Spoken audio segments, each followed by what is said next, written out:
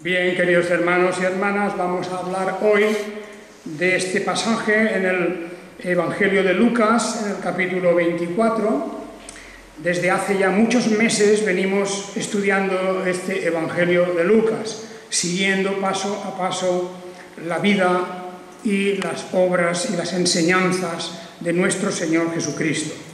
También hemos hablado ya de su crucifixión, de su muerte, de su sepultura, de todo ese momento trágico que hay en la muerte de Jesús, de la injusticia con la que Él fue tratado, aquel que vino a los suyos, que vino en el amor de Dios, porque Dios de tal manera amó al mundo que envió a su Hijo unigénito, para que el que crea en Él sea salvo. Pero vino a los suyos y los suyos lo rechazaron. El pueblo de Israel lo rechazó, excepto una parte, una minoría. Y luego el mensaje va a salir a todo el mundo. Y hemos de preguntarnos cómo es posible que el mensaje de una persona que muere en una cruz entre dos malhechores, el mensaje de una persona que termina su vida trágicamente, pueda extenderse por todo el mundo, de tal manera que se ha convertido en el único verdadero mensaje de esperanza. Porque en esta humanidad y en el tiempo que vivimos, más todavía lo podemos comprender, no hay esperanza para el ser humano fuera de nuestro Señor Jesucristo. El bien, el bienestar, la salud, la verdad, la justicia, la verdadera esperanza en la vida no puede venir de ningún lado. No vendrá de las naciones, no vendrá de los sistemas sociales, no vendrá de ninguna parte. La Biblia nos conduce a un solo mensaje: que aquel que cree en Jesucristo tiene vida eterna y que aquel que espera en las promesas de Dios y cree en ellas finalmente las recibe. ¿Y por qué es esto posible? Pues porque después de la muerte y de la sepultura viene la resurrección. De manera que el mensaje cristiano es un mensaje, como he explicado ya muchas veces, que no puede estar centrado únicamente en la muerte de Jesús, aunque esta es imprescindible, claro está. La muerte de nuestro Señor Jesucristo es condición necesaria para que se produzca la expiación. Pero si no hubiera habido resurrección, si no se hubiera producido la resurrección, la muerte de nuestro Señor Jesucristo, lo dice San Pablo en 1 Corintios 15, la muerte del Señor Jesucristo habría sido en vano y nuestra fe en Él inútil. Porque en la resurrección de Jesucristo se descubre que en Él, aunque tenemos a un ser humano real y verdadero, tenemos también a alguien más que un ser humano real y verdadero.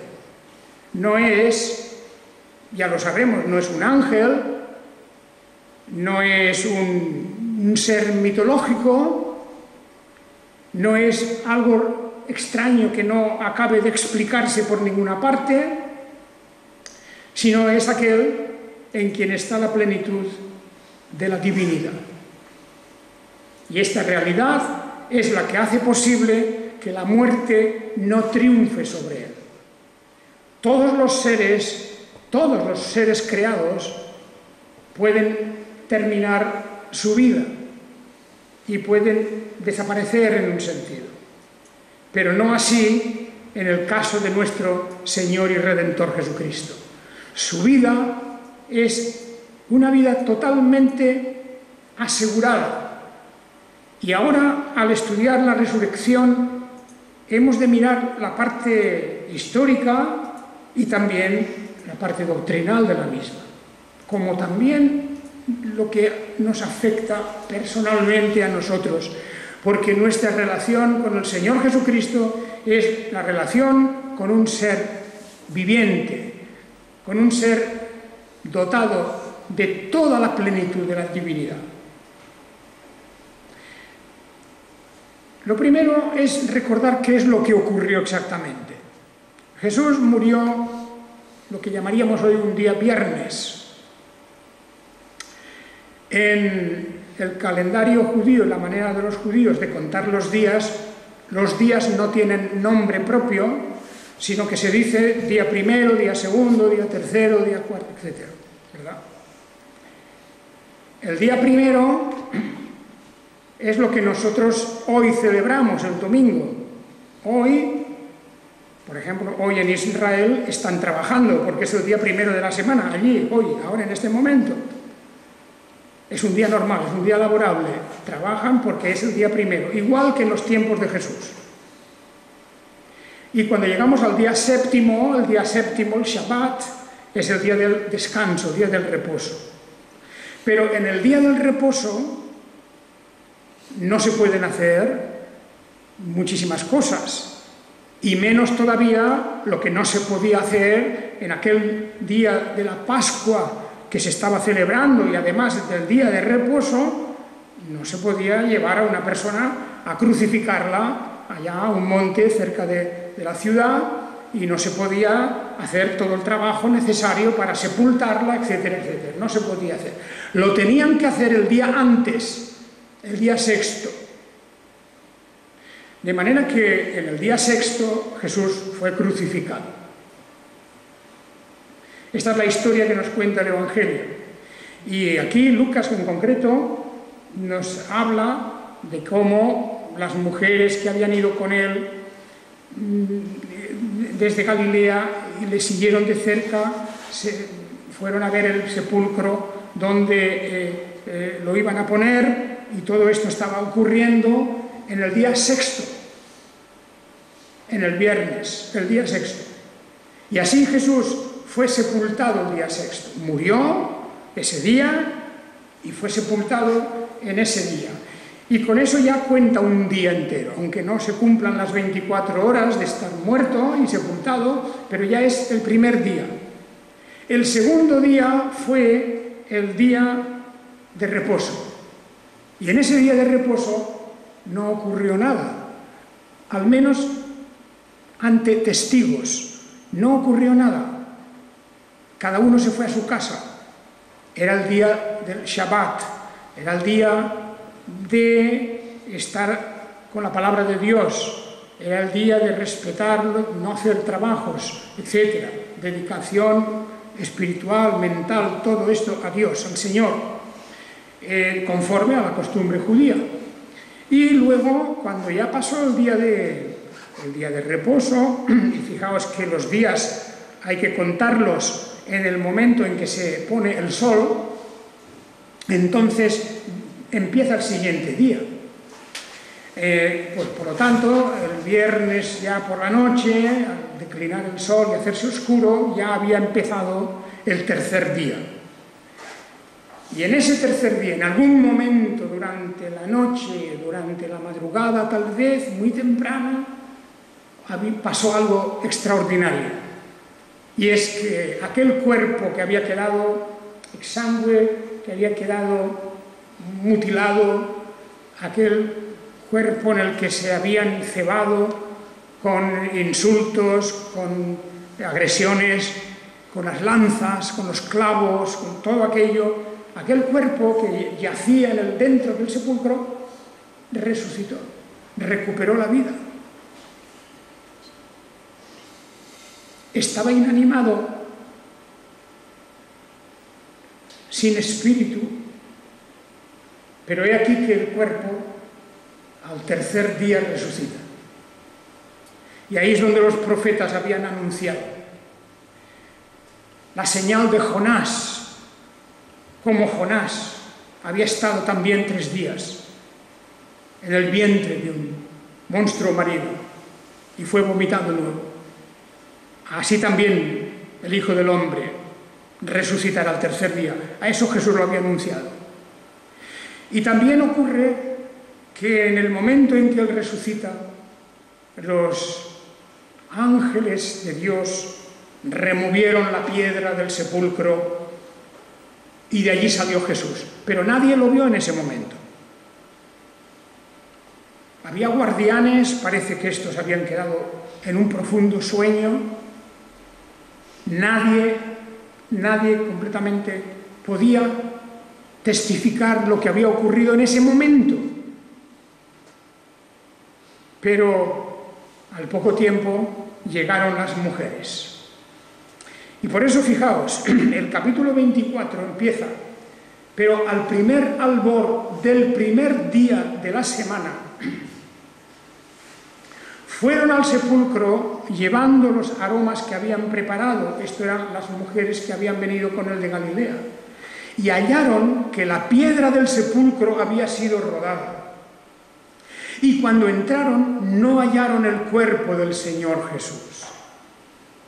Y quedaron sumamente desconcertadas por esto.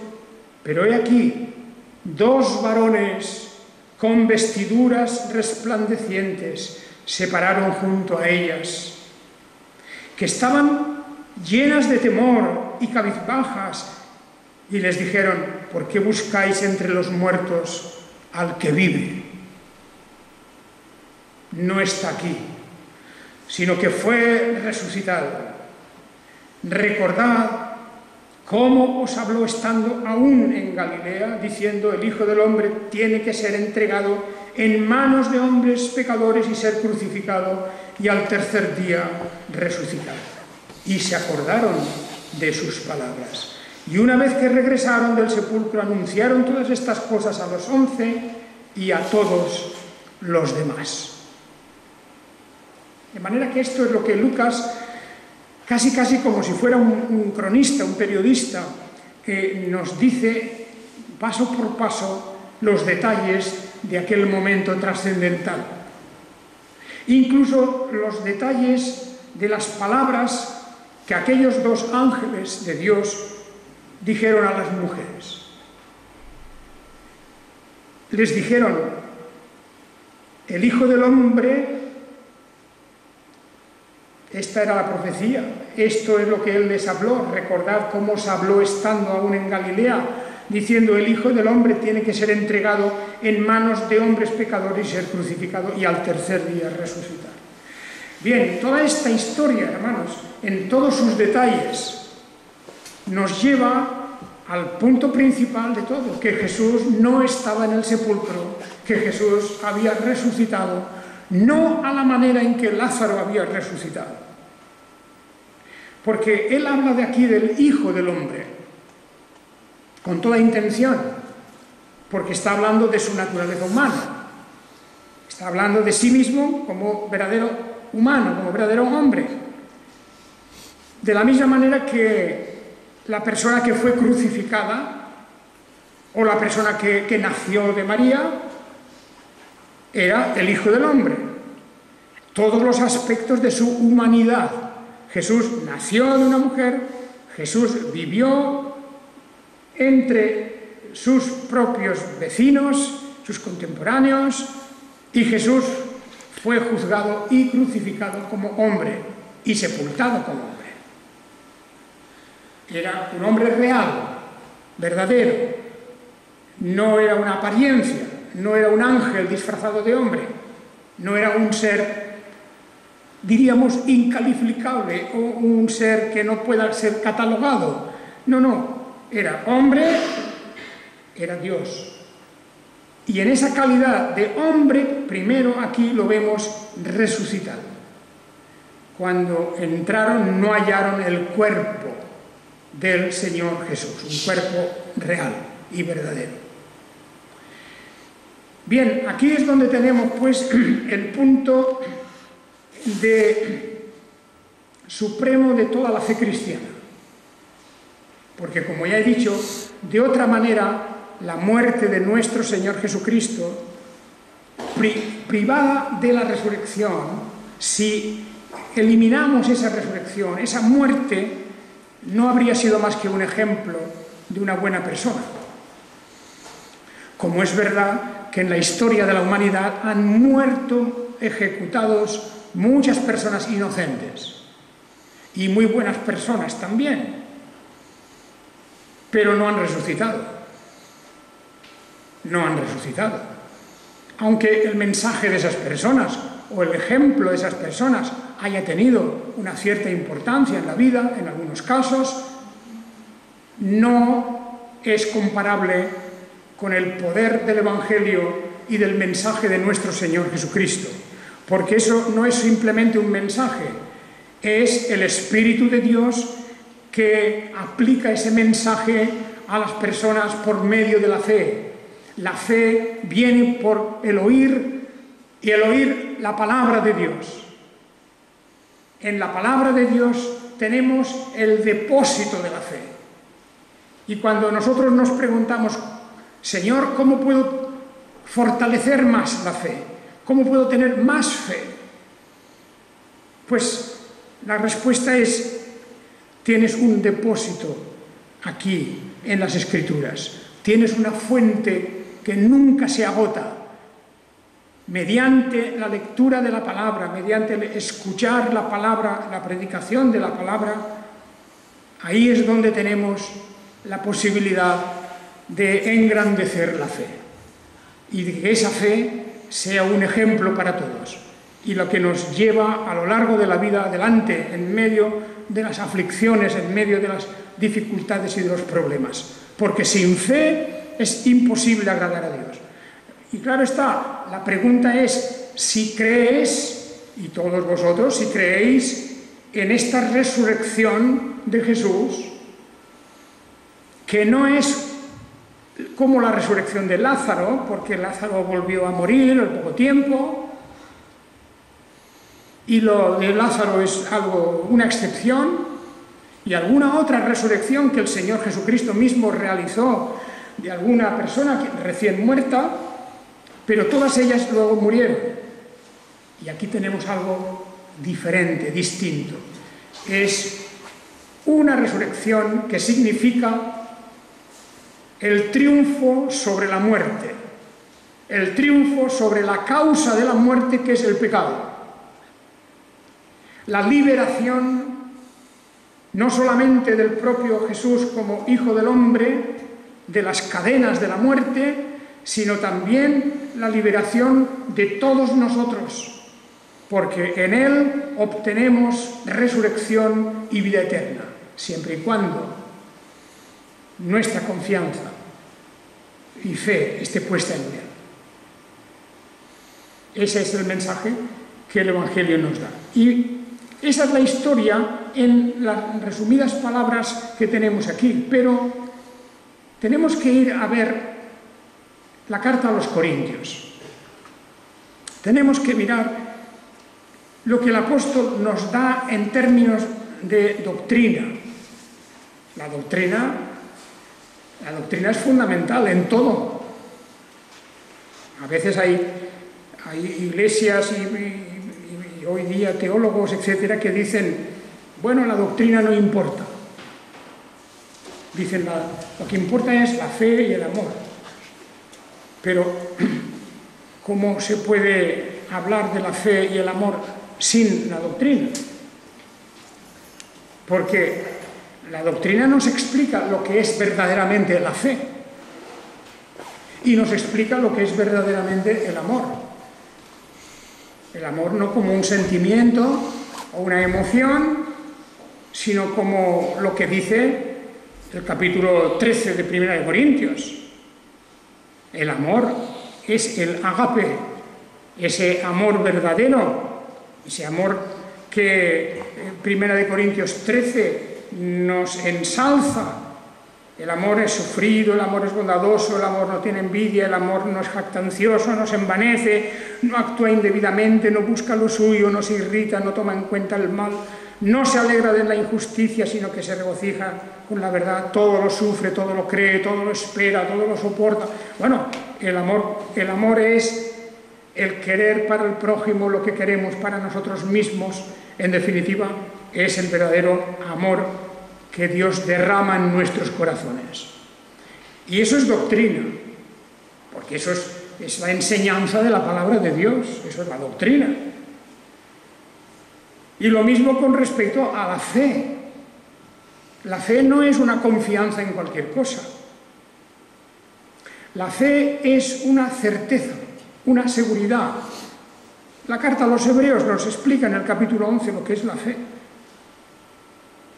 Pues bien, todo eso, el amor, la fe, todas esas verdades, todo eso viene de la doctrina de nuestro Señor Jesucristo, de la enseñanza. Y esa resurrección del Hijo de Dios se explica de una manera doctrinal en 1 Corintios capítulo 15. Habéis leído este capítulo muchas veces. El apóstol Pablo empieza sobre todo advirtiendo de que hay algunos que dicen que no existe la resurrección final de los seres humanos, que no hay resurrección. Eso era una doctrina, una creencia pagana, de que el cuerpo era algo inferior, que el cuerpo humano era una cosa inferior y que por lo tanto el cuerpo con la muerte se deshace y desaparece y no tiene valor. Pero eso era una doctrina pagana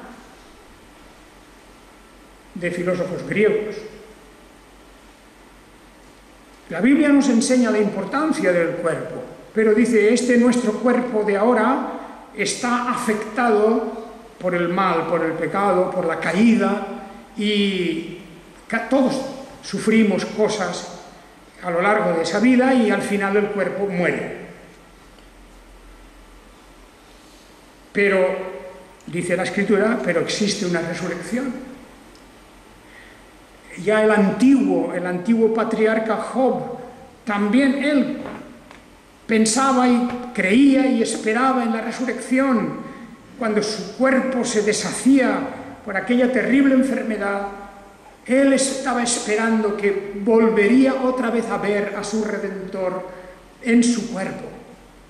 Volvería a verlo otra vez. Creía en la resurrección.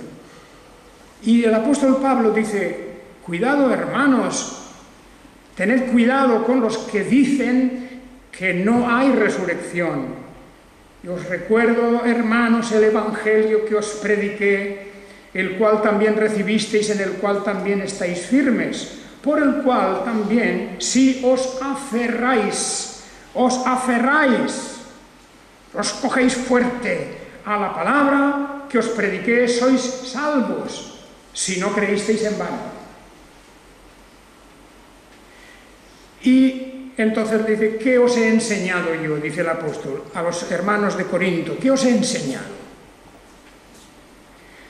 Os entregué una verdad, lo que yo recibí, que el Mesías murió por nuestros pecados conforme a las Escrituras, que fue sepultado y que fue resucitado al tercer día conforme a las Escrituras, y que fue visto por Cefas y después por los 12, y después fue visto por más de 500 hermanos a la vez, la mayoría de los cuales aún viven y algunos ya duermen. Después fue visto por Jacobo, después por todos los apóstoles, y al último de todos, como a un abortivo, apareció también a mí, dice el apóstol Pablo.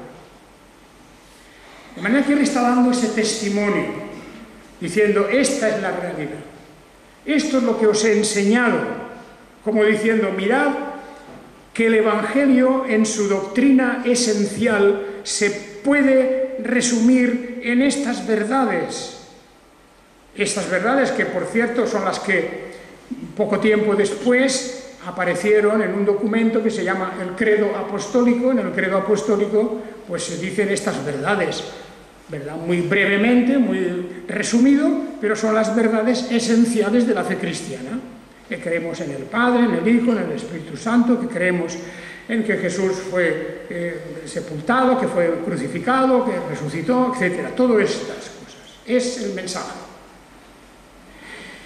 Pues bien, el apóstol dice, pero bueno, yo estoy predicando, dice el apóstol, que Jesús el Mesías fue resucitado de los muertos. Mirad una cosa que es curiosa, la Biblia, en el Nuevo Testamento, prácticamente siempre, cuando habla de la resurrección, lo dice en voz pasiva. En voz pasiva quiere decir, en vez de decir resucitó, dice fue resucitado. Fue resucitado quiere decir que hay un sujeto, agente, que hay alguien que lo ha hecho. ¿Quién ha hecho esa resurrección? ¿Quién ha obrado la resurrección de Jesús? Naturalmente es el poder de la divinidad, el poder, en este caso diríamos, del Padre. El cuerpo del Hijo del Hombre, el cuerpo humano, no tiene poder en sí mismo. Porque una vez que ha muerto ese cuerpo real y verdadero, aunque fuera un cuerpo sin pecado, la muerte es la muerte, y ahí estaba. No había energía o poder en él mismo para resucitarse. Y por eso dice, fue resucitado. Es el poder de la divinidad que lo resucita. No fue un milagrero quien vino a resucitarlo. No fue nadie de eso. Fue el poder de la divinidad. Jesús fue resucitado. Y Pablo dice, si se predica que Jesús fue resucitado de los muertos, ¿cómo dicen algunos entre vosotros que no hay resurrección de muertos? ¿Veis? Esa era la doctrina pagana, la doctrina de filósofos griegos que decían no existe resurrección, el cuerpo se descompone y no hay nada. Pero Pablo dice, ¿cómo es posible que creáis esto? Y entonces empieza este brillante, muy brillante argumento desde el versículo 13 para decir, bueno, si no hay resurrección de muertos, como dice la filosofía pagana, esos supersabios que creen que todo lo saben, si no hay resurrección de muertos, entonces, dice, tampoco el Mesías fue resucitado. ¿Ya? Primera conclusión, ¿verdad? Primera deducción. Es una serie de, lo que se llama en la filosofía, una serie de silogismos. Una cadena de silogismos. Si no hay resurrección de muertos, tampoco el Mesías fue resucitado. Primero. Segundo, y si el Mesías no fue resucitado, vana es nuestra predicación y vana también vuestra fe. Eso está aquí escrito en 1 Corintios 15, versículos 13 y 14. Bien, aquí hemos llegado a un punto en que decimos, fijaos vosotros, o sea que todo lo demás, si Jesús no ha resucitado, dice, vana es vuestra fe. No importa que haya muerto, no importa que fuera un buen maestro, no importa que hiciera milagros y señales, no importa que naciera de María y no por el concurso humano. No importa nada de todo eso, porque el tener la fe puesta en eso solo sería vano si Jesús no ha resucitado. De manera que es como si dijéramos que después de haber construido todo un edificio tan precioso, tan alto como es toda la doctrina cristiana, de repente nos damos cuenta de que la base, el fundamento, no lo hemos puesto bien. Y en cuanto hemos llegado a coronar todo el edificio, de repente todo cae estrepitosamente, todo se viene abajo. La fe cristiana depende de este último punto, o primer punto, que es que Jesucristo ha resucitado. Y yo diría que pocas veces, para la importancia que tiene, pocas veces pensamos en el hecho de la resurrección. Y pocas veces pensamos en ese Jesucristo resucitado en cuerpo. Porque no estamos hablando de resurrección del Espíritu. El Espíritu no muere. tampoco el espíritu del impío. Siempre vivirá. Vivirá en un estado o en otro estado, en condenación o en salvación. Pero el espíritu no muere porque fue hecho a imagen de Dios. Lo que muere es el cuerpo. Y nosotros tenemos en la resurrección de Jesucristo el modelo y el anticipo de lo que ha de ocurrir en nuestro caso.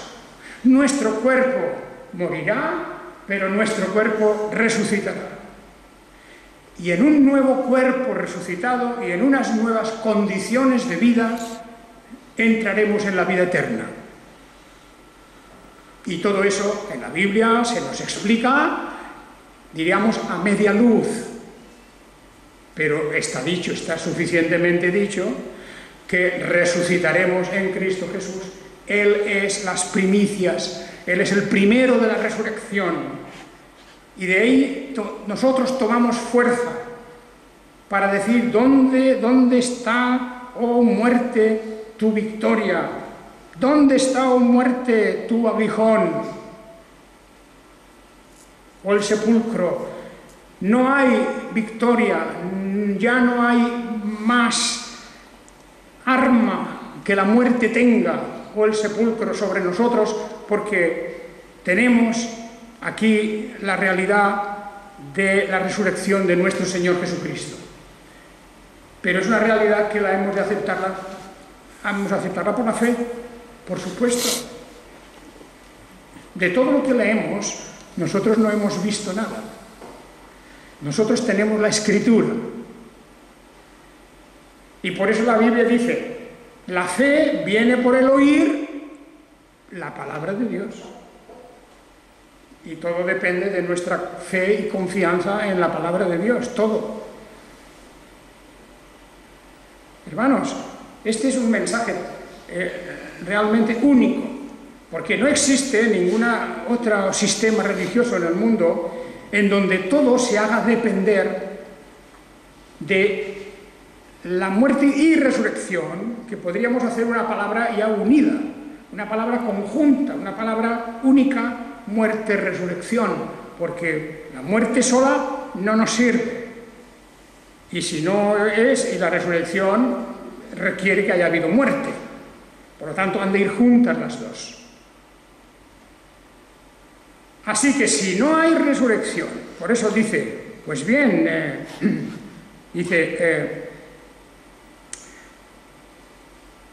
si no hay resurrección de muertos, tampoco fue el Mesías resucitado, y continúa, y si el Mesías no fue resucitado, vana pues es nuestra predicación y vana también vuestra fe, y hasta somos hallados falsos testigos, porque testificamos que Dios resucitó al Mesías, al cual no resucitó, si es verdad que los muertos no son resucitados. Porque si los muertos no son resucitados, tampoco el Mesías fue resucitado. Y así continúa él como golpeando y machacando en el mismo argumento, diciendo, esta es la cuestión. Como diciendo, os habéis enterado, porque en la iglesia de Corinto pasaban muchas cosas. Y esto lo hemos de entender a la luz de lo que eran aquellos hermanos, aquellas hermanas, aquellas personas que estaban en la iglesia, que estaban en una situación inestable. Allí en aquella iglesia, en primer lugar, había gente que pensaba que lo sabían todo. Ese es uno de los problemas a veces en las iglesias. Pues sí, lo sabemos todo ya.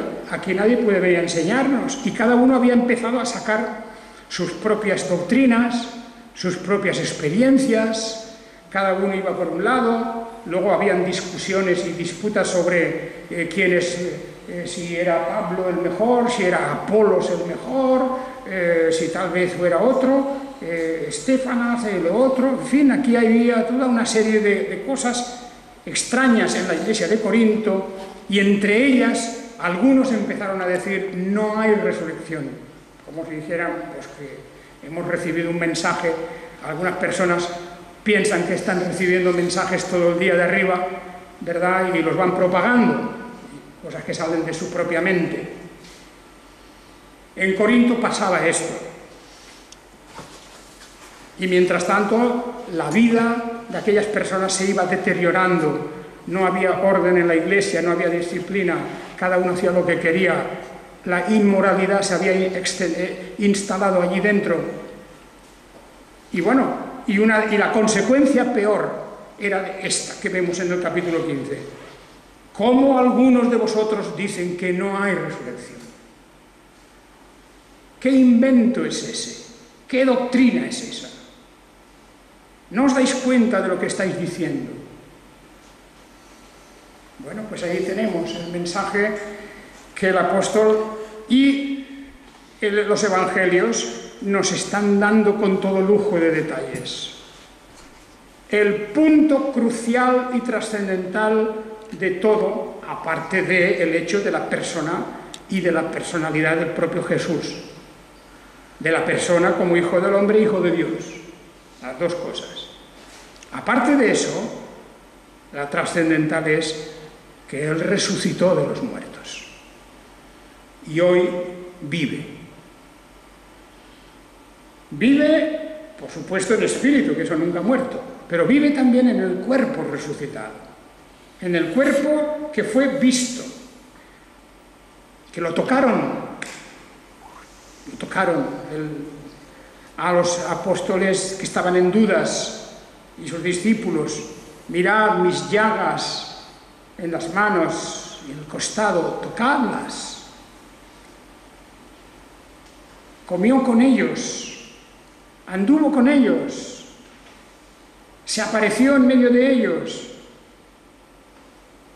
Durante unos largos 40 días estuvo con ellos y finalmente ascendió a la vista de muchos y fue arrebatado en cuerpo, glorioso, resplandeciente, como un ángel, a los cielos. Y ha de volver. Y estará entre nosotros. Pues bien, esa es nuestra esperanza, hermanos y hermanas. Y hemos de pensar más en Jesucristo resucitado. Y cuando oramos al Señor Jesús, oramos al Padre, al Hijo, al Espíritu Santo, cuando oramos a la divinidad entera, hemos de dar gracias por esa resurrección del Hijo del Hombre. Con lo cual, y aquí terminamos hoy, con lo cual se viene a cerrar también otro ciclo de estos. Que el primer Adán fue creado en espíritu y en cuerpo. Pero el pecado original, frustró aquella felicidad y aquella dicha que estaba preparada para ellos. Pero en el segundo Adán, la palabra Adán significa hombre, en el segundo hombre, el segundo ser humano, a hombre o mujer es igual porque se refiere al ser humano. En el segundo ser humano, que es nuestro Señor Jesucristo, es la cabeza de la nueva humanidad, de los redimidos, de los que serán salvados después de haber sido regenerados en su espíritu. Por eso la muerte, que siempre impresiona, eso no hay que negarlo, y la muerte que uno no la está invitando nunca, ¿verdad? Porque no es un personaje agradable, pero al mismo tiempo la muerte para el cristiano es diferente, es distinta. Y por eso el apóstol ya también habla de esta cuestión, como diciendo: no os entristezcáis como los que no tienen esperanza. Porque para muchos, hoy día, en este mundo materialista, en este mundo de hoy, va a pasar y pasa lo mismo que antes con aquellos filósofos griegos. Una vez que se muere, ya no hay nada. Una vez que se muere, el cuerpo al hoyo y se acabó. Esa es la filosofía simplista, humana. Pero en Cristo Jesús nosotros tenemos nuestra esperanza y nuestra convicción de la resurrección. Y por eso ya no podemos mirar la muerte igual. Creemos en el Señor Jesucristo, que toma nuestro espíritu y toma también nuestro cuerpo. Que el Señor os bendiga a todos. Amén.